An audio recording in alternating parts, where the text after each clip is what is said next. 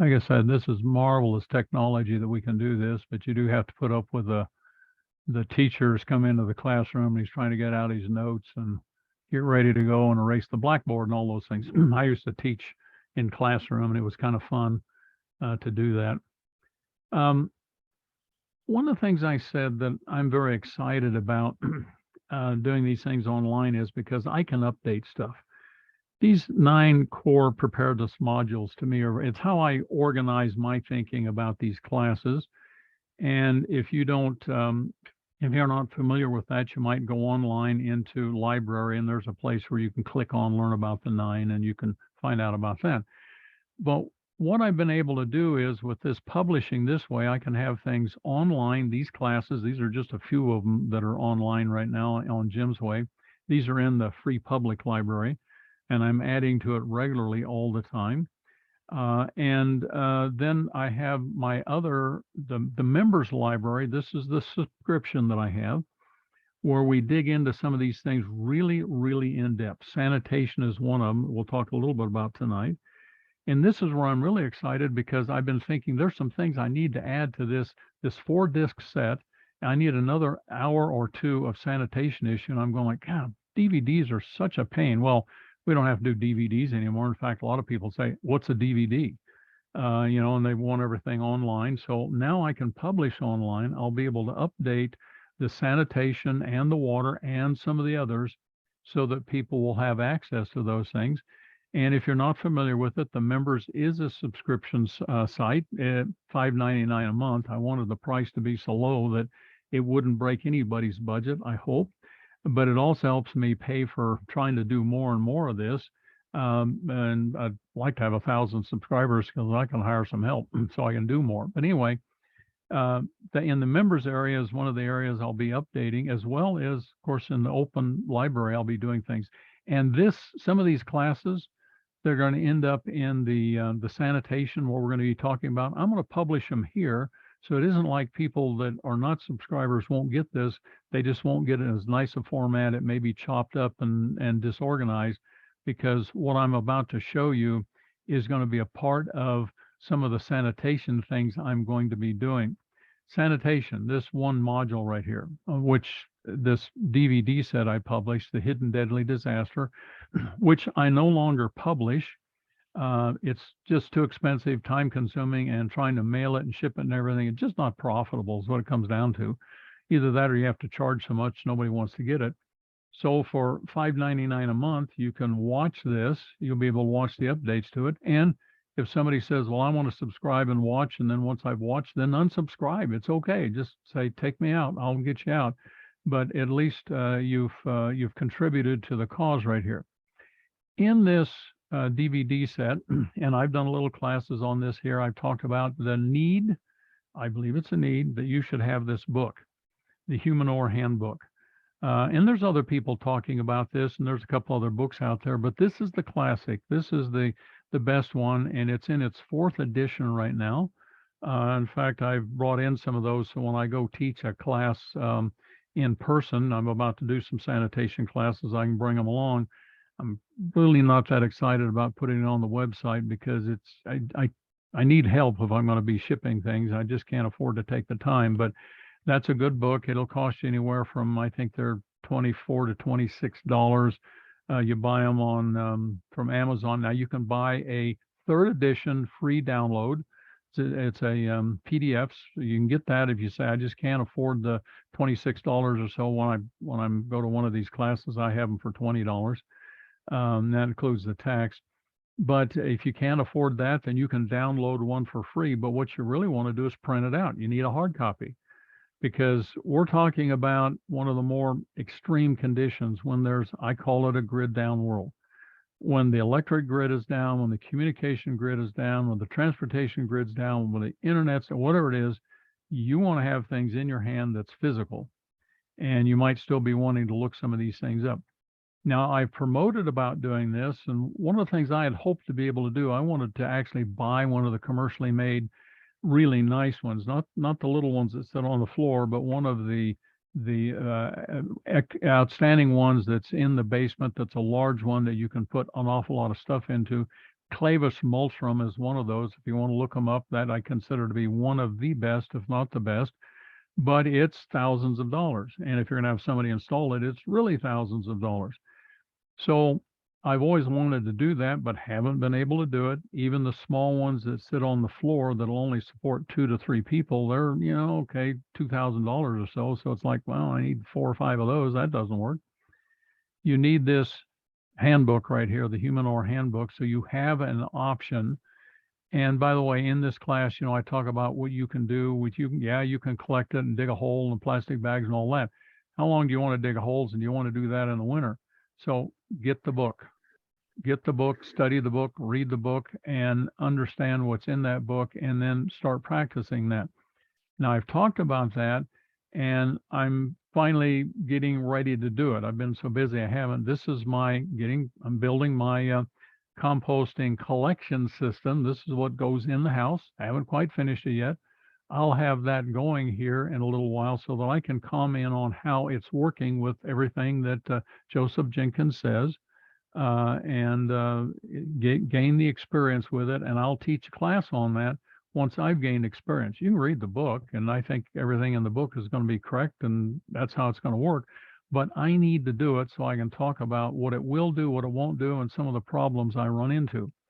Now, when we talk about the grid down world, and we just had something here a year and a half ago where we went through an interesting thing, and I make this point about what are you going to do when, here's the video. Emma. Huh? Emma. Emma. Every day it's getting on my nerves. Emma. Oh, I'm Emma. Emma.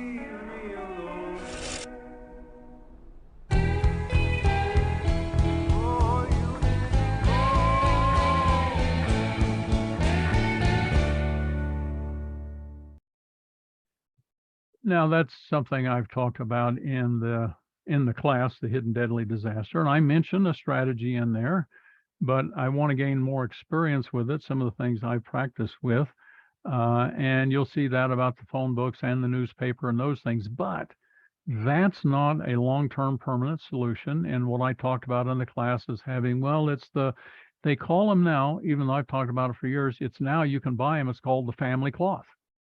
And you can buy them. There's a box of 200. I think this is what they said. That's $110 plus your shipping. And so you can buy these things. You can get some of them that are on a roll like that. That's not a whole lot on there and what have you. And I think the snaps might be a problem, but won't go there. Here's on the toilet tank. And then what you have by the toilet is it's the old diaper pail.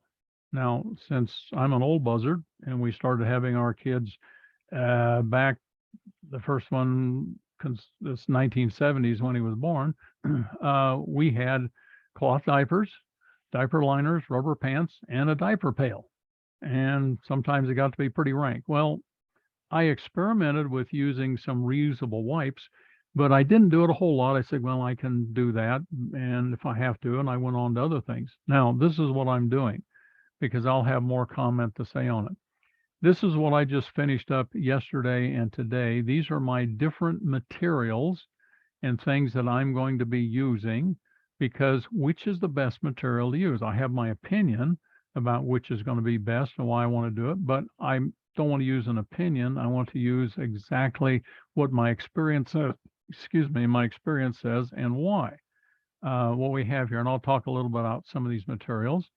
Here I am just making up some of my own family cloths is what it is.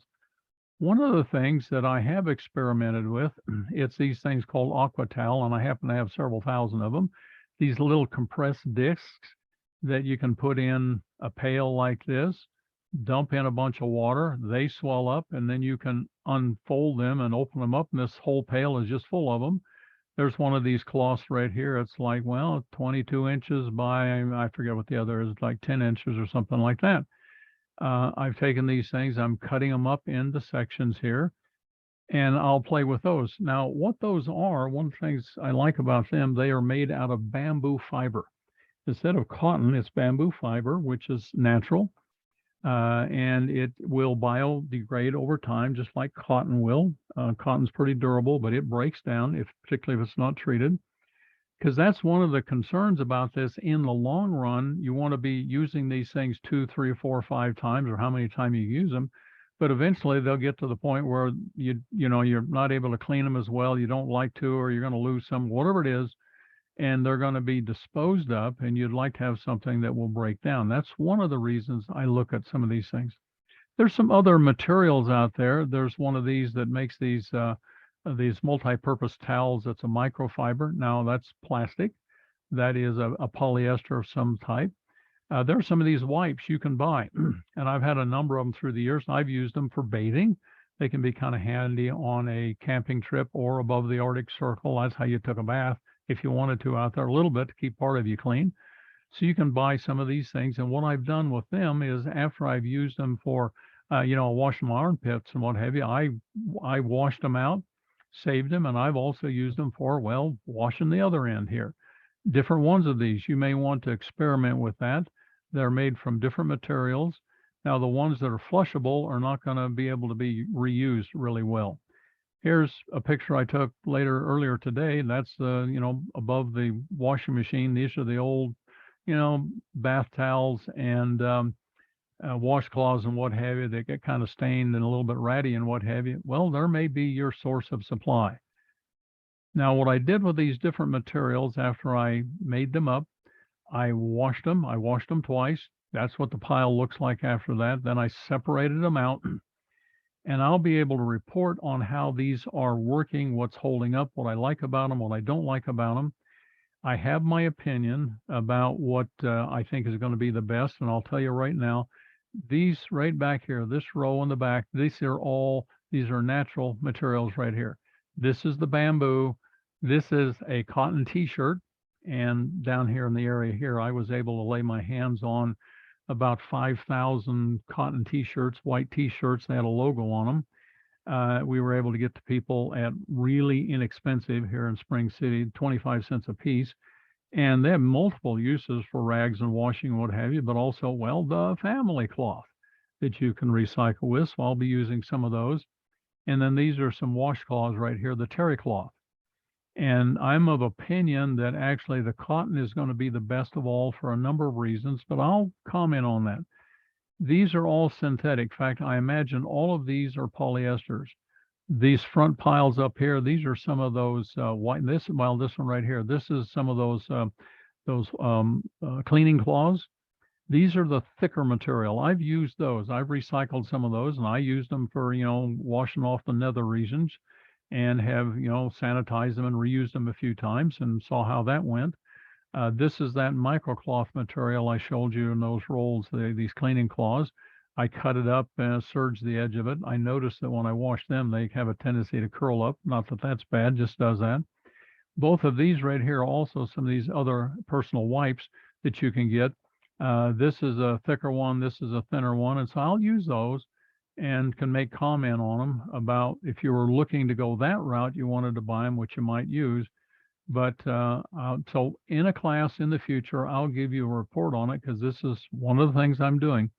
I like to have experience so I can know and teach rather than going from a theory. So any questions or comments about this before I go into this little water thing we're going to talk about for a moment about the family cloth and sanitation? Ricky. I've been thinking about this subject a little bit, and I've been thinking about it's nice that we have washing machines at home. Mm-hmm. There may very well come a time when we do not. Right. And so the reason I did this in the washing machine, I wanted to wash them beforehand to get them all clean. I also wanted to hammer them. And washing machines are really hard on fabrics, particularly these non-woven ones. These are all non-woven fabrics right here. It was hardest on these because I washed them twice. And it was because I've used those before and I've recycled them before, but I didn't wash them in the washing machine. I hand washed them and they held up better. And they're actually quite durable, these little bamboo sheets. By the way, you can buy clothing made out of bamboo fabric if you want to, and it's kind of pricey because it's green. But anyway, Um, and when I do this, I will start out by using the washing machine, but I will be washing them by hand with the plunger washer, one of those things, because when the grit is down, that's what you're going to be doing. These will be sanitized using chlorine, and I'll go through the process, how I dispose of things, what I do to keep things going. So that's something that I will be doing on the whole system, the whole process, not just the cloth, but on the whole system, how it works, at least my experience with it. What Terry, is you, One of the things that I learned a long time ago, when you don't have access to a washer machine, your biggest problem is wringing out your clothes. Yep. And you really need to, car washes sell a wringer, they're not cheap. mhm. The wringer is 99% of the work to get those clothes dry enough so that they'll actually dry. Yeah, it is. And then, of course, drying them. So you're right, being able to wring them. Terry, you have your hand up. Yeah, I'm curious with all the different samples you have here that I was looking to see if you were going to have flannel sheets. That was something that I was looking at and want to purchase and cut up. So do you have a comment on the flannel? I don't, the advantage of cotton and what I believe is going to make the best is going to be cotton. Cotton and or the bamboo might work well because I have so many of them, but I think cotton's going to work well. The flannel, and I'll say kind of the little thicker flannel might work very nice. It's the surface texture is one of the things you're going to look at, and some of the family cloths, when I looked at them, I haven't bought any of them. I'll probably buy some of them. When I looked at some of these right here, looking at them up close, I think some of this looks like flannel to me. And this is probably a 2-ply. This box of stuff right here that's $110. I didn't read it to see what it is. It's 2-ply. It's things that have been serged together. It's cotton. It does make the point that it's cotton in there. So other people have been doing this research. One of the reasons people may be using cotton is just for green reasons, which is okay. As a matter of fact, we have a real problem with microplastics in the world. That's another reason I think cotton will be the best, or the bamboo, because they are biodegradable, they are natural, and if you're interested in green things, they are that. So I think flannel is going to be okay, would be my guess, but I'd have no experience, and if I had a flannel sheet, I'd cut it up. And of course, I have the t-shirts, and if you have what I've done is for years is saved old bath towels and also old bed sheets. Don't have any flannel ones, but bed sheets, because you're going to want to have rags, and and so you can use them. The reason I have these little these aqua towels, and I have several thousand of them, and these are rags to me, and they're very, very compact. See how much they're compressed? They blow up into that. And then when you fluff them up, they're really big, but they're nice and compact. And so those are some of my rags. And then when I dispose of them, they will they go into my compost. Right now, I put into my compost a lot of cellulose, the paper towels, and some of the Kleenexes and things as I use them. They go into my compost, and I let them just break down because they will biodegrade. And Right. cotton will too if it's not treated. So I had a pile of t-shirts, and I was cutting what was on the front off, and so pretty much just using the back of the t-shirt. But then I just started thinking they just don't seem very substantial to me. So I'm going to be curious to see what you think about using the t-shirts for toilet paper. Well, and they are not real thick, and what I'm imagining is why they're cut big enough, and so you can just fold it over and use it. And Right. I'm gonna make another comment. Well, let's see if there's anybody else has something. I'll make another comment about this thing about cleaning up and some of the things I'm learning. Any other comments on the towel thing, the wipe? About Okay. newspaper. Well, it's in the class, and then we talk about newspaper. And what's better than newspaper, by the way, is phone books. Although you don't see many phone books right now. I'm glad I captured several hundred Salt Lake City and have some from St. George and had some from Las Vegas and Los Angeles. Big, thick phone books. They don't make them anymore because it's cheaper to do things online. I'm glad I have several hundred phone books because one of the processes that you may want to use, and I talk about this in the Hidden Deadly Disaster, is for the first part of the cleanup that might be the ugliest part, you want to use something you can just kind of throw away, goes into the composting toilet. I've flushed them now because, and I talk about that in there, and I'll go into more depth in this when I do this update. So yeah, newspaper and or phone book is better than newspaper, by the way. It does work better, and I'm telling you from experience because I don't talk about something I haven't done. And the phone books are easier to work with too. You see that in the class. When I do this update, I'll do a little more on that. One of the other things about this now, since I'm this guy who likes to know and I want to understand and I want to teach because I want to give people some hints about some things. And this is one of those things I sometimes I'm kind of smiling because I'm going like, how do I say this? Oh my goodness, I got to talk about this nasty subject on this. And it's about cleaning up, but it's also about reducing the amount of cleanup that you have to do on your hygiene. Now, by the way, and then one other thing that some people use, and that is using the bidet. Some of them that are attached to the toilet, but if you'll go out there and look at using some little hand spray bottles and trickle bottles and things like that, and that's perfectly good. Most of us this country have grown up with the wiping process.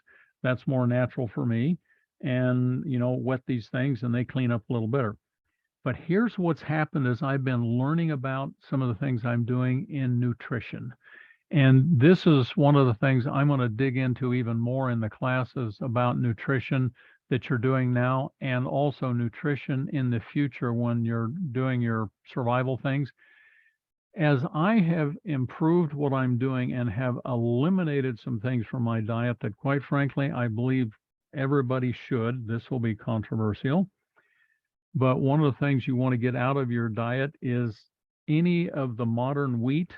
You would do good to get rid of it and not eat it. Now, if you're going to use any of the wheat, you want to sprout it and germinate it.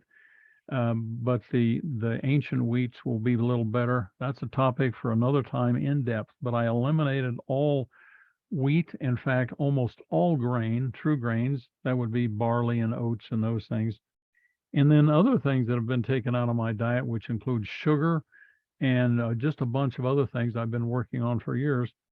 One of the things that happened is that there was a change. And by the way, there's a lady that does some TED Talks on this, and you can look on the internet. What does your poop tell you about your health? There's some interesting things there. And so you might want to go look that up because what goes in the toilet is going to teach you some things. This is my experience where I've made some significant changes in my diet through the years is there ain't much to clean up. Most of the time, there's almost nothing. Whereas I can say before, there was a whole bunch of stuff that's like, man, that's ugly. And it would take all kinds of, tries and use half a roll of toilet paper sometimes, it seemed like. Well, sometimes don't even hardly get a skid mark. Okay. I don't know how else to say that, but just come out and say it.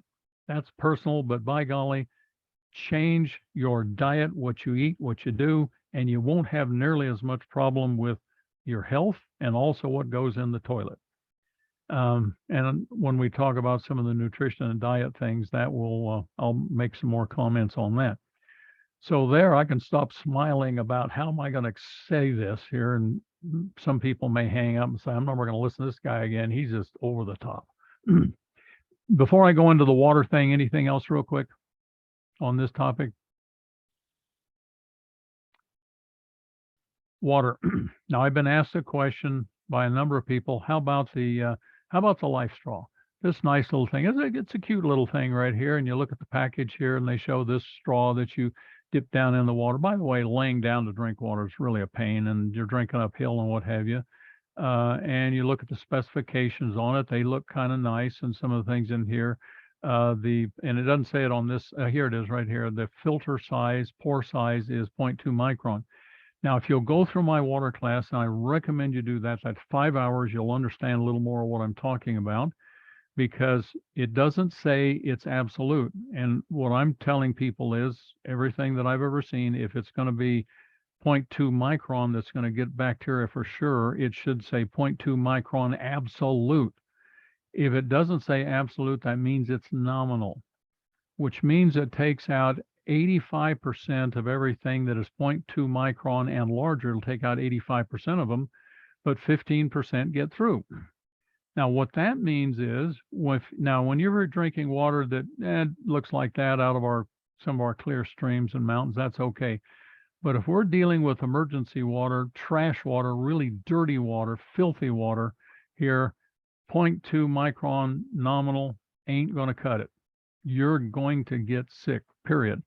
Now, this is a good product when you're backpacking or camping right now, and our clear mountain rivers and streams and things like that don't look all that nasty. I'd say, yeah, sure, why not? But they put on the package, this is for your emergency drinking water. My opinion is no. And let me show you some other reasons why as I've looked at this product. Now, what I do with it, here's the thing I really want to do. I wish I had the resources. In fact, maybe someday I will if we get enough subscribers and what have you. I want to become the Consumer's Report of preparedness products. I tear them apart. I cut them apart. I look into them. I test them. I do all kinds of things. I'm getting ready to do some tests on the LifeStraw. And I'm not telling you this is a bad product. I'm just saying you have to know what it will do, what it won't do. And when you want to say, it's okay to use this now, but maybe I shouldn't use it in this other situation. Here's those these are hollow fibers. This is the same technology that's used in kidney dialysis. You can see the size of these right here. Here it is. There's a Q-tip, a cotton swab that's on there. You see they're pretty darn small. It's a neat technology, and one of the reasons I've been benign about using this, when people have asked me, I say, well, I don't think it'll do enough water. And but I know the technology, which has been used for a long time. This is looking in the end. Here's the end without it being cut off. Here's the end with it cut off. And you can see these hollow little tubes, and those tubes have tiny little pores in them that on the average, the nominal is 0.2 micron, which means that most bacteria are going to be filtered out because bacteria are larger than 0.2 micron. But remember, if it's nominal, it's like, well, that ain't going to get them all, is the bottom line. So if there's a lot of them, you might have trouble. Now, the other thing about this, since I cut it apart, and I'm trying to understand why they did what they did, I think this is the part that is not the best way to do it. Is when you look at this thing, let's see, I got to get back here, right here. Okay. You're sucking on this end right here. You're drawing the water in down here at this end, up inside of these tubes. And then you're pulling the water through into this area here, the cleaned water, and you're trapping the bacteria inside of it. Now, this won't take out any viruses, and it won't take out any chemicals that are in the water. It's only going to do bacteria, algae, the protozoa and things like that are larger. Chemicals are going to go right through it. Bad taste will go right through it. And viruses will go right through it. So one of the other reasons why this is not for emergency water that I've always said is this is a one-stage device. And if you'll go through my water class, that 5 hours of class, you'll understand. And when you're dealing with nasty water, you never, ever, ever consider using one stage. And one of them that I do have published on here, which you'll find in the public library, is the water update anyway that I did. I was trying to, well, I have it down here. Excuse me. I put it right here. This one right here. This is the Liquid of Life. No, that's in the members area. Sorry, there's one that's a Liquid of Life update. It's a short one. It's in the public library. Anybody can watch that wants to. And you'll see me talking a little bit about these things, about using multi-stages. And in particular, this is the system that we've been designing up that will do several 100,000 gallons of water and take literally sewer water, make it drinkable.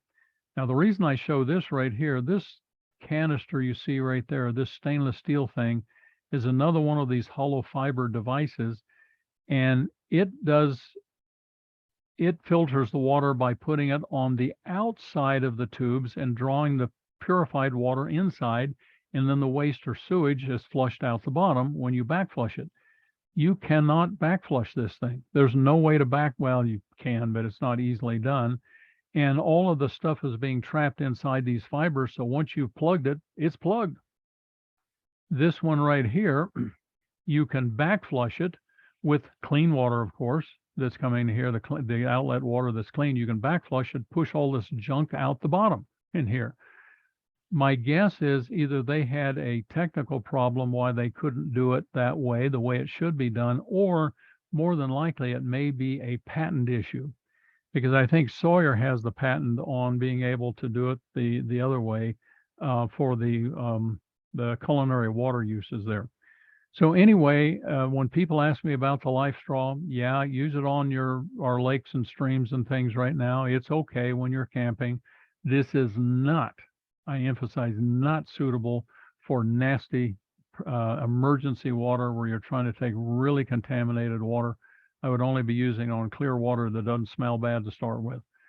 So I can give a little more definitive information on it. What I'm going to do, I'm going to hook up. I have some, I call it swamp water, some contaminated water that you'll see in that other water update, that kind of greenish, yellowish water that has, stuff in it. And I'm going to be filtering some of that through there. I'll put a pump on it so I can draw it through. We'll measure how much we get through before it clogs. And one other thing, if this is emergency water, and I'm trying to draw nasty looking water into it, I want to see it. I want to see that it looks good. Again, if the water looks clear and I'm just trying to take out bacteria and protozoa, then okay, I'm okay not being able to look. But when we're talking nasty stuff, I want to see it. So again, for emergency water, no. For backpacking and camping now, when things are okay, yeah, it's okay if you want to do that. I wouldn't lay down on a stream to do that, drink uphill. Just scoop up some of that water, put it in a can or a bottle, tin can or something, and suck the water out of that. It's going to be better. Again, to get more information on this, go into become a member. And here, get into the Liquid of Life, which is a 4-part series, has lots of handouts that go with it. And it's 5 hours long that you can go through it. You'll know more about emergency water than most of the industry that's selling stuff knows about it. And I'm going to add to it. I've got at least another 2 hours that I'm going to be adding to it in the future. One of the classes you might want to go on and watch now, because it is in the public library. This one right here, the vital question is, what if, then what? And it's really about misinformation that we get. I'm going to replace it with another one that I'll be sure that an updated one. I'll still keep this name by it, but there'll be a new one coming along that I did recently that I like better than this one. But right now, this is online. Go watch What If, Then What? And it'll talk a little bit about this idea of not getting snookered by products. And anyway, that's what I got for tonight on my update on these two things, and I'll turn this into expanded classes. Does anybody have any questions or comments about this right now? Oh, I didn't have my chat open. I see there's a chat right here. Sorry.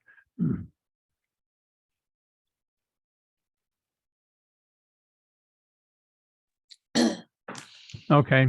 This, by the way, this will be, I will get this one posted hopefully by Saturday. I'll edit out some of the stuff. It's a little longer than I'd like it to be, but I'll get it into the public library on Jim's Way. I won't put it on YouTube because it's, it's a little longer. It needs to be. But anyway, so if anybody was not able, I know one other person called in and said, or sent me a text, I can't get on tonight, our internet's down. I will get these into the member, not into the members area, but in the open library until I update things, and then I'll replace it. Any questions now? Ellen, I see you're unmuted.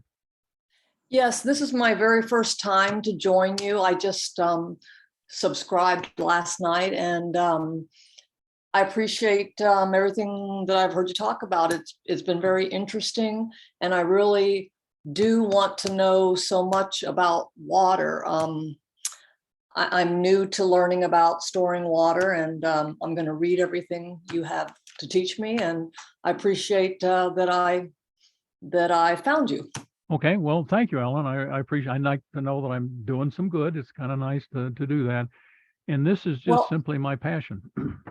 Well, I will tell you that I watched a video, Provident Preppers, and you did a talk with Mhm. them. Right. And so that led me to looking up your website. And so then that led me to coming here today. And so I appreciate that I found you. I really am enjoying this. So thank you so much. Well, you're welcome. And if I do that, anybody knows any other, groups and they'd like me to have come on, I'll teach for them.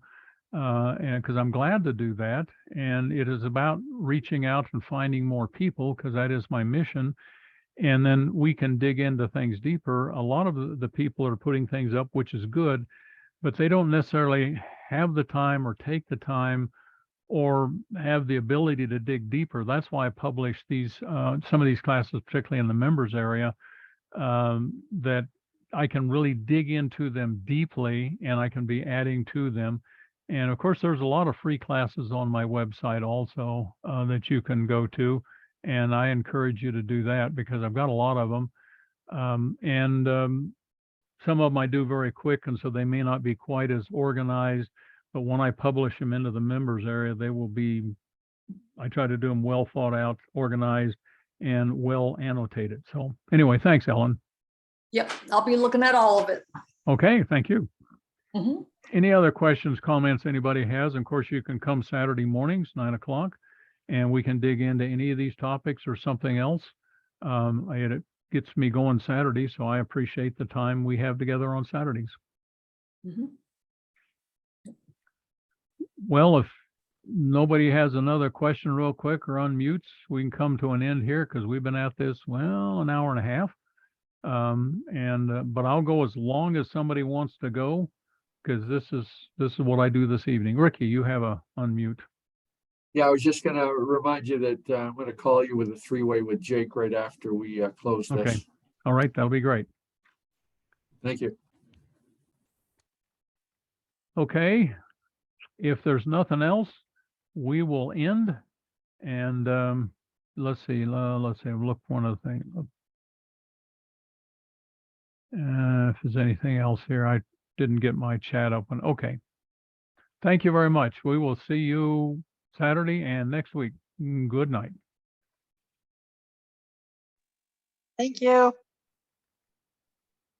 Thank you. You're welcome.